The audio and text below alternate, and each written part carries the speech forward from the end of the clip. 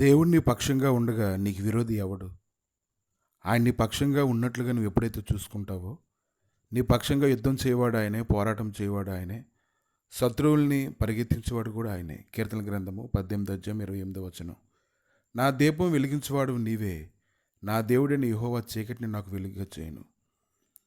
కనుక ఈ దినాన ఎవరైతే మొరపెడతారో, యథార్థమైనటువంటి మనసుతో ఆయన సన్నిధిలో కనిపెట్టుకొని ఉంటారో, ఆయన గుమ్మం గడపల యొద్ద ఎవరైతే వేచి చూస్తారో, వారి జీవితంలో దేవుడు గొప్ప కార్యాలు చేయడానికి ఆయన శక్తిమంతుడే ఉన్నాడు.